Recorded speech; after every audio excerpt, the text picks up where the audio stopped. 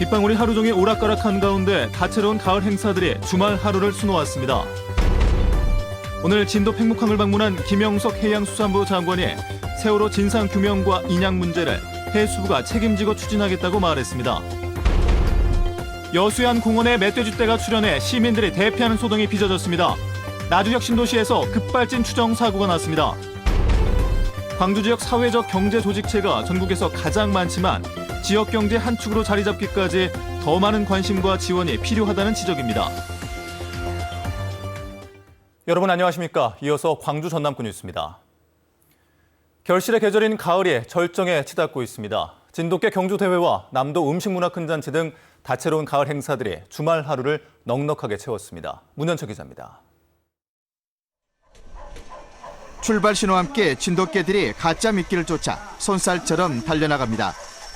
평소 온순한 진돗개가 사냥개 본능을 드러내는 순간입니다. 주인 지시에 한치 오차도 없이 각종 장애물들을 재빨리 통과합니다. 잘 아시다시피 대한민국 국견인 진돗개 민첩성이라든지 충직성 등 우수성을 활용해서 관광 상품화를 하여서 사람과 한 절 잃어 춤을 추고 냉장고 문을 열고 음료수를 배달하는 묘기에 관광객들은 눈을 떼지 못합니다. 여러 가지 재밌는 구경거리도 많이 보고 오늘도 많이 또 배워가는 것 같습니다. 그래서 말 그대로 진수성찬이고 예술입니다. 전남도 22개 시군을 대표하는 남도 음식들이 한 곳에 펼쳐지고 관람객들은 눈으로 입으로 하나하나씩 담느라 여념없습니다. 이틀째 담양에서 열리고 있는 남도 음식 문화 큰 잔치에 구름 인파가 몰렸습니다. 옛날에는 이렇게 간단하게 했었는데 지금 아주 한상차림을 해가지고 완벽하게 이렇게 경연자들이 차려놓은 걸 보고 제가 깜짝 놀랐습니다. 시원한 요수 바닷길을 따라 자전거 행렬이 이어집니다. 시민과 자전거 동호회 회원 등 500여 명은 페달을 힘차게 밟으며 서요투 경기장에서 오동도까지 17km를 행진했습니다. 건강도 지키고 환경도 보살필 수 있는 자전거 타기를 홍보하기 위한 자리였습니다. MBC 뉴스 문현철입니다.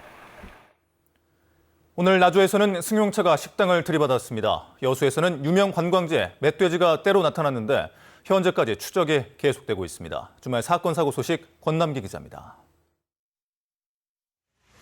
오늘 오후 4시 20분쯤 나주시 빛가람 혁신도시의 한 식당에서 59살 이모 씨가 몰던 승용차가 식당 외벽과 가스통을 들이받았습니다. 이 사고로 인한 인명피해는 없었지만 건물 외벽 등이 일부 파손됐습니다. 경찰은 주차된 차에 올라타 시동을 거는 순간 차가 후진했다는 운전자의 말을 토대로 정확한 사고 경위를 조사하고 있습니다. 이에 앞서 오후 1시쯤엔 여수의 주요 관광지인 자산공원에서 멧돼지가 나타났다는 신고가 접수돼 현재까지 추적이 계속되고 있습니다. 여수시에 따르면 자산공원에 나타난 멧돼지는 5마리로 추정되며 이 가운데 2마리는 공원 내부와 바다 건너 돌산읍의 한 조선소에서 각각 사살됐습니다. 경찰이 주변 길목과 공원 내 여수해상 케이블카 정류장에 대한 비상 경비에 들어간 가운데 여수시는 관광객과 인근 주민들에게 주의를 당부했습니다. 어제 오후 6시쯤엔 광주시 월계동의 모 대학교 기숙사에서 중국인 유학생 26살 송모 씨가 숨져 있는 것을 같은 방을 쓰고 있는 친구가 발견해 경찰에 신고했습니다. 경찰은 송 씨가 음식을 먹고 잠을 자다 갑자기 돌연사한 것으로 보고 정확한 사인을 밝히기 위해 부검을 실시할 방침입니다. MBC 뉴스 권남기입니다. 김영석 해양수산부 장관이 취임 후 처음으로 진도 팽목항을 찾았습니다. 김 장관은 오늘 진도 팽목항 분향소를 방문해 세월호 참사 희생자들의 넋을 기리고 피해자 가족들과 만나 진상규명과 추모, 인양 등에 이르기까지 해수부가 권위와 전문성을 가지고 책임지겠다고 말했습니다. 오후에는 세월호 인양업체인 상하이 셀비지 사무실을 방문해 격려하고 유실물이나 미수습자 유실 없이 인양이 진행될 수 있도록 각별히 신경 써달라며 세월호 특조위에 사고 원인 규명을 위한 요청에도 배려해 주기를 당부했습니다.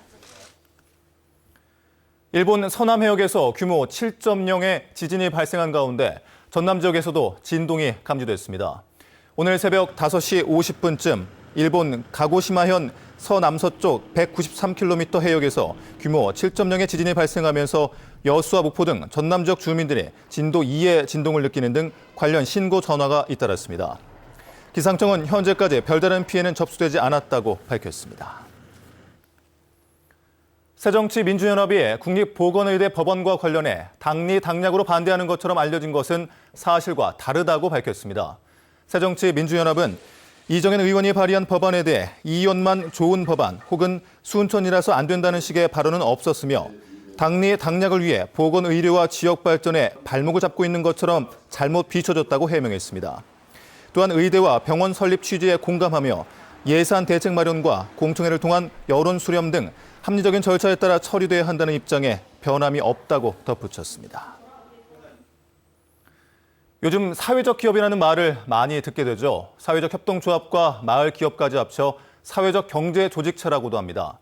이 사회적 경제 조직체가 지역 경제 한 축이 되기 위해서는 보다 많은 관심과 지원이 필요한 상황입니다. 조현성 기자입니다.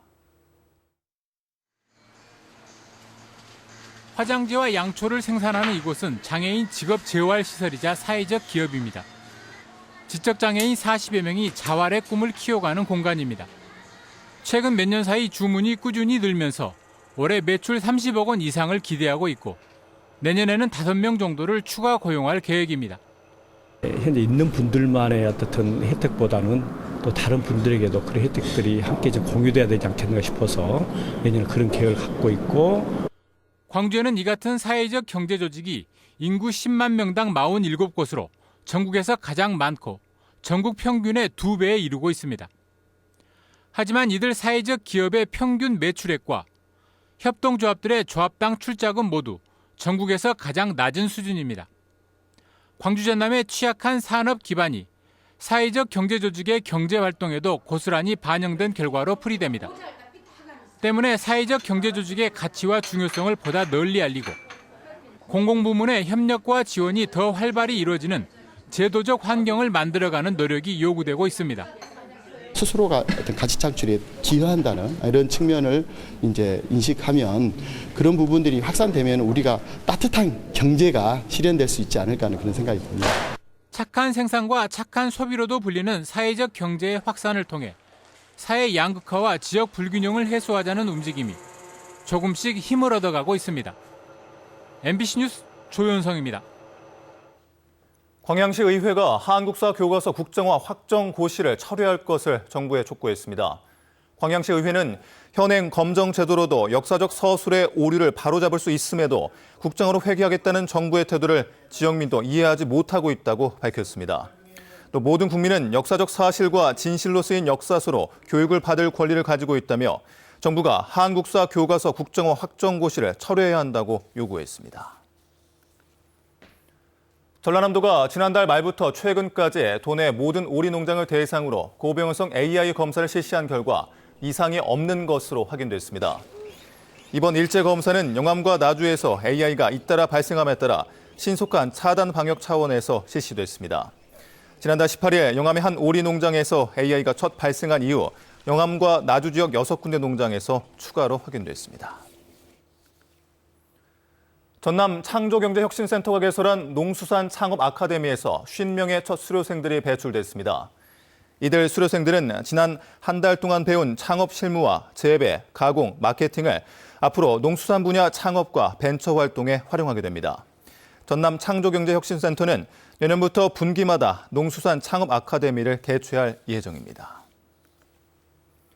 국민안전처는 전국 4대 권역별로 신설하는 119 특수구조대 가운데 광주와 전남북, 제주도 권역을 담당하는 호남권 119 특수구조대를 설치하기로 했습니다.